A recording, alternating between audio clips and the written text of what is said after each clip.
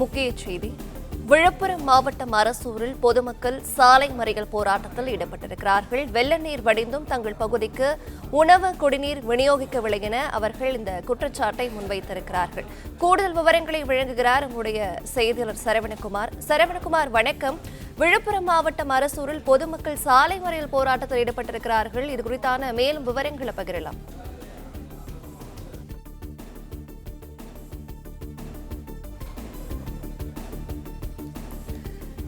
விழுப்புரம் மாவட்டம் அரசூரில் பொதுமக்கள் சாலை மறியல் போராட்டத்தில் ஈடுபட்டிருக்கிறார்கள். வெள்ள நீர் வடிந்தும் தங்கள் பகுதிக்கு உணவு குடிநீர் விநியோகிக்கவில்லை என ஒரு குற்றச்சாட்டை அவர்கள் முன்வைத்திருக்கிறார்கள். வெள்ள பாதிப்பால் அரசூர் பகுதியில் சென்னை திருச்சி தேசிய நெடுஞ்சாலை ஒரு வழி பாதையாக மாற்றம் செய்யப்பட்டிருக்கிறது. கூடுதல் விவரங்களை தருகிறார் செய்தியாளர் சரவணகுமார். சரவணகுமார், வணக்கம். விவரங்களை வழங்கலாம். விழுப்புரம் மாவட்டத்தில் ஏற்பட்ட பெருவெள்ளம் காரணமாக சென்னை திருச்சி தேசிய நெடுஞ்சாலையில அதாவது தென்பெண்ணை ஆற்றினுடைய கிளை ஆறுகளிலும் தென்பெண்ணையிலும் ஏற்பட்ட பெருவெள்ளம் சாலையில் ஏறி சென்றது நேற்று. இதனால் அந்த பகுதியில் இருக்கக்கூடிய கிராமங்கள் மற்றும் இந்த சென்னை திருச்சி தேசிய நெடுஞ்சாலையில வெள்ளம் சூழ்ந்ததுனால வாகன போக்குவரத்து பாதிக்கப்பட்டிருந்தது. இன்றைய தினம் தென்பெண்ணை ஆற்றினுடைய வெள்ளம் வடிந்திருக்கக்கூடிய நிலையில அந்த சுற்றி இருக்கக்கூடிய கிராமங்களில் வெள்ளம் சூழ்ந்திருந்த கிராமங்களில் இருந்து வந்த மக்கள், அதாவது அரசூர் உள்ளிட்ட அதை சுற்றி இருக்கக்கூடிய கிராமங்களில் இருந்து வெளியில் வந்த மக்கள் இந்த பகுதியில இன்னும் அடிப்படை தேவைகள், அதாவது உணவு குடிநீர் உள்ளிட்டவைகள் எதுவும் வழங்கப்படவில்லை என்ற குற்றச்சாட்டை முன்வைத்து அவர்கள் சென்னை திருச்சி தேசிய நெடுஞ்சாலையில் அமர்ந்து மறியல் போராட்டத்தில் ஈடுபட்டிருக்கிறார்கள். இந்த மறியல் போராட்டத்தின் காரணமாக 2 வழித்தடங்களிலும் 3 கிலோமீட்டருக்கு வாகனங்கள் நீண்ட வரிசையில் நிற்கிறது. இந்த இடத்துல அரசூர் என்ற இந்த இடத்திலிருந்து சென்னை செல்லக்கூடிய சாலை, திருச்சி செல்லக்கூடிய அந்த இரு மார்க்கத்திலுமே வாகனங்கள் நீண்ட வரிசையில் நிற்கிறது. இந்த பகுதியை பொறுத்தளவுல தண்ணீர் வடிந்தாலும் இன்னும் ஒரு வழி பாதையில் தான் வாகனங்கள் எதிரெதிர் திசையிலேயே திருப்பி விடப்படுகிறது. சுமார் 2 கிலோமீட்டர் தூரத்திற்கு இந்த மரட்டார் என்ற ஒரு ஆறு இருக்கிறது. இந்த ஆற்றினுடைய அருகே இருக்கக்கூடிய பாலம், புதிதாக அமைக்கப்பட்ட பாலங்கள் எல்லாம் இந்த வெள்ளத்திலே அடித்து செல்லப்பட்டு சேதமாகி இருக்கிறது. எனவே ஒரு பகுதி சாலையை சீர் செய்யும் வரை இந்த ஒரு வழியில் தான் வாகனங்களை இயக்க வேண்டும் என்பதற்காக தொடர்ந்து ஒரு வழியில் இயக்கப்பட்டு வரும் நிலையில் தொடர்ந்து மறியல் போராட்டத்தின் காரணமாக அந்த வாகனங்களும், அவ்வாறு இயக்கப்பட்டு வந்த வாகனங்களும் செல்ல முடியாமல் நீண்ட வரிசையில் நின்று கொண்டிருக்கிறது. அதே போன்று இங்கிருந்து தொலைதூரமாக செல்லக்கூடிய வாகனங்கள் இருக்கிறது. சென்னையில் இருந்து தொலைதூரமாக இயக்கப்படக்கூடிய வாகனங்கள் அவை திண்டிவனத்தில் இருந்து வலதுபுறமாக திருப்பி திருவண்ணாமலை, திருக்கோவிலூரை சென்றடைந்து அங்கிருந்து உளுந்தூர்பேட்டை அல்லது எலவனாசூர் கோட்டை வழியாக சேலம் நெடுஞ்சாலையை சென்றடையலாம். அதே போன்று உளுந்தூர்பேட்டையை சென்றடைந்து அங்கிருந்து திருச்சி செல்லக்கூடிய வாகனங்களும் அவ்வாறாக செல்லலாம். அதே போன்று திருச்சியிலிருந்து வரக்கூடிய வாகனங்கள், பிற தென் மாவட்டங்களில் இருந்து, மதுரை உள்ளிட்ட தென் மாவட்டங்களிலிருந்து வரக்கூடிய வாகனங்களும் மடப்பட்டு வழியிலிருந்து இடதுபுறம் திரும்பி திருக்கோவிலூர் செல்லலாம். திருக்கோவிலிருந்து திருவண்ணாமலை, அங்கிருந்து திண்டிவனம் செல்லலாம். அல்லது திருவண்ணாமலையிலிருந்து வேலூர் வழியாகவும் அவர்கள் சென்னையை சென்றடையலாம். பேருந்துகளுக்கு மட்டும் திருவண்ணாமலை சென்று அங்கிருந்து திண்டிவனம் வழியாக செல்வதற்கு மாற்று ஏற்பாடுகள் அறிவுறுத்தல் செய்யப்பட்டிருக்கிறது.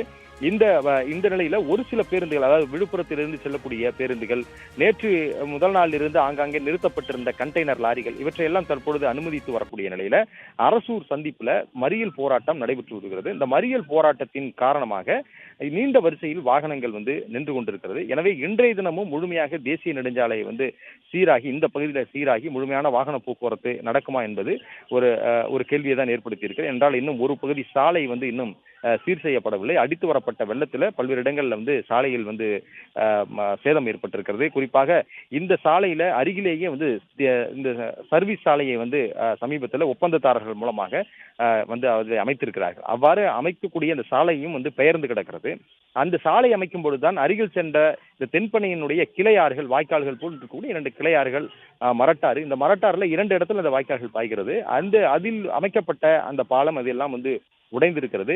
இதை முறையாக அமைக்கும் பொழுதே, இந்த பாலத்தை அமைக்கும் பொழுதே இந்த தண்ணீர் செல்வதற்கான வழி, ஏற்கனவே இருந்த வழியை விட குறுகலான வழியை அமைத்து விட்டார்கள். இதுதான் இந்த அளவிற்கு வெள்ளம் சாலையில் மேலே ஏறுவதற்கு காரணம். அங்கிருந்து அந்த ஆற்றிலே அடித்து வரக்கூடிய நீர், இந்த அளவுக்கு அதிகமான வெள்ள நீர் இந்த வந்து பெரிய அளவில் நீர்வழித்தடம் இருந்தது, செல்வதற்கு பாலம் இருந்தது, அதன் வழியாக சென்று கொண்டிருந்தது. சமீபத்தில் அமைக்கப்பட்ட இந்த சாலை அதுல வந்து குறுகலான வழியை ஏற்படுத்தி விட்டார்கள். அதனால் தண்ணீர் வந்து செல்ல வழி இல்லாமல் மேலே ஏறிவிட்டது என்று இந்த கிராம மக்கள் வந்து கூறுகிறார்கள். அது ஒரு குற்றச்சாட்டாக சொல்கிறார்கள். அதுக்கு முன்னதாகவே வந்து இந்த பாலம் அமைக்கும் பொழுதே அதற்கு வந்து எதிர்ப்பு தெரிவித்தோம், அதற்காக மறியல் போராட்டங்களில் ஈடுபட்டோம் என்பதையும் வந்து சொல்கிறார்கள்.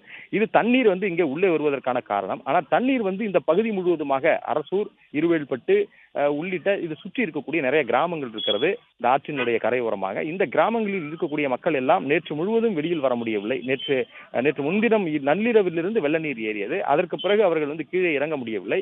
அப்படி வந்து அவர்கள் வந்து மாடியின் மீதே வந்து இருந்த நிலையில தற்பொழுதுதான் வெள்ள நீர் வந்து சற்று வந்து அந்த ஆறுகளில் வந்து வடிந்திருக்கிறதுனால வீடுகளிலிருந்து தற்பொழுது மக்கள் வந்து வெளியேறி இருக்கிறார்கள். நேற்று ஒரு நாள் முழுவதுமே வந்து உயிரை காப்பாற்றிக் கொள்வதற்கு அப்படியே வீடுகளை விட்டு அருகில் இருக்கக்கூடிய மாடியினுடைய வீடுகளில் ஏறி அமர்ந்திருக்கிறார்கள். தற்பொழுது வெளியில் வந்த அவர்கள் இன்னும் வந்து இந்த போராட்டத்தில் வந்து ஈடுபட்டிருக்கிறார்கள். இன்னும் அவர்கள் நேற்று முழுவதும் வந்து குடிநீர், உணவு இல்லாமல் வீடுகளிலே இருந்ததாகவும், நேற்று இரவு இந்த பகுதியாக ஒரு ஹெலிகாப்டர் வந்தது, அப்பொழுது கூட ஹெலிகாப்டர் மூலமாக உணவு, குடிநீர் கேட்டோம், எதுவும் வழங்கப்படவில்லை என்பதையும் அவர்கள் கூறுகிறார்கள். தற்பொழுது வெள்ளமடைந்த நிலையிலும் இதுவரை உணவு, குடிநீருக்கு ஏற்பாடு செய்யவில்லை என்பதை அவர்கள் குற்றச்சாட்டாக வைக்கிறார்கள். அதனால்தான் மறியல் போராட்டத்திலும் தற்பொழுது வந்து ஈடுபட்டிருக்கிறார்கள். அரசூர் அருகே மறியல் போராட்டத்தில் ஈடுபட்டிருப்பதன் காரணமாக 30 நிமிடங்களுக்கு மேலாக இந்த மறியல் போராட்டம் வந்து நீடிக்கிறது. இதனால் நீண்ட வரிசையில வாகனங்கள் நிற்கிறது. சென்னை திருச்சி தேசிய நெடுஞ்சாலையில இதனால் வந்து மீண்டும் போக்குவரத்து தடைபட்டிருக்கிறது. இந்த போக்குவரத்து தடை என்பது தொலைதூர பேருந்துகள் எல்லாமே நேற்றிலிருந்தே வந்து மாற்று வழிகளில் இயக்கப்பட்டு வரும் நிலையில இந்த வழித்தடத்துல இந்த விழுப்புரம் உள்ளிட்ட பல்வேறு பகுதிகளிலிருந்து, நகரங்களில் இருந்து செல்லக்கூடிய திருச்சி உளுந்தூர்பேட்டைக்கு செல்லக்கூடிய பேருந்துகள், அருகில் கிராமங்களுக்கு செல்லக்கூடிய இயக்கப்படக்கூடிய பேருந்துகள், அது